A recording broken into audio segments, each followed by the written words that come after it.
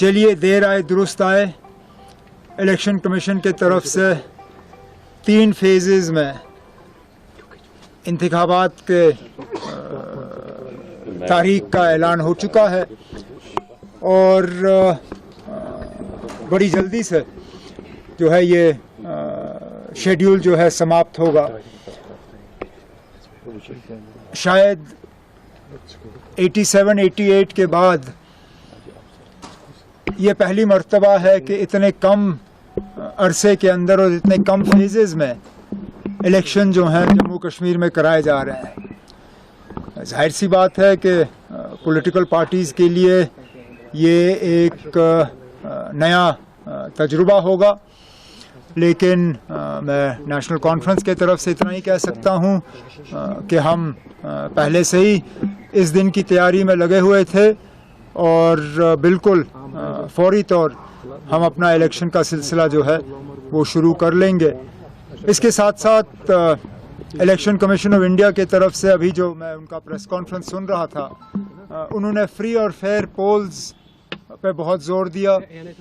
उन्होंने सिक्योरिटी को लेके किसी तरह की पॉलिटिक्स नहीं होनी चाहिए उसका जिक्र किया। तो मैं फौरी तौर इलेक्शन कमीशन से गुजारिश करना चाहता हूं, हम उन्हें एक चिट्ठी भी भेज रहे हैं आज कि लगातार पिछले 24 घंटे में जो बेशुमार यहाँ ट्रांसफ़रें हुई, इलेक्शन कमीशन को उनका फौरी तौर जायज़ा लेना चाहिए।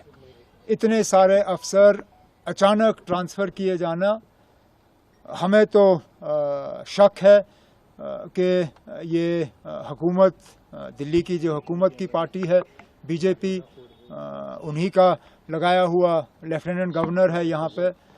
बीजेपी को मदद और बीजेपी को फ़ायदा और उनके जो सहयोगी बी टीम, सी टीम, डी टीम है यहाँ पे, उनको मदद पहुँचाने के लिए ये ट्रांसफ़रें कराई गई हैं।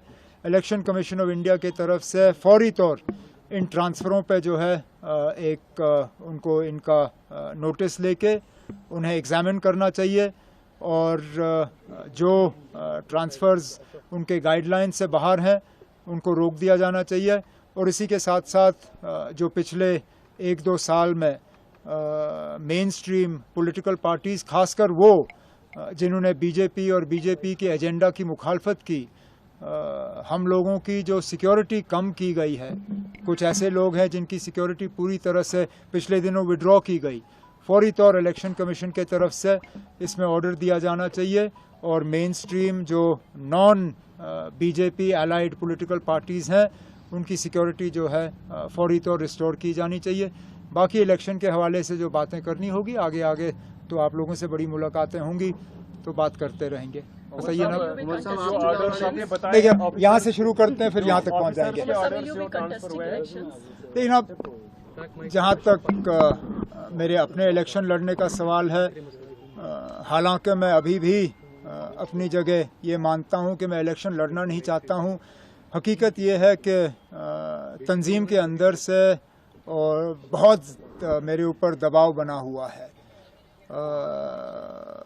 अब मैं अपने तंजीम के साथियों के साथ बैठ के बात करूँगा और आने वाले 1-2 दिनों में किसी न किसी नतीजे पे आ ही जाऊँगा। मेरे लिए मुसीबत ये भी बनी हुई है कि मेरे वालिद साहब, जिनकी उम्र भी बहुत है, तबीयत भी उनकी बीच में ठीक रहती नहीं है, उन्होंने यहाँ तक कहा कि अगर मैं नहीं लड़ता हूँ तो फिर मजबूरन उनको मैदान में उतरना पड़ेगा। ये भी अब मेरे लिए एक परेशानी की एक बात बन गई है। अब साथियों से मशवरा करके, फारूक साहब से बात करके आने वाले दिनों में किसी न किसी नतीजे पे आ ही जाऊँगा।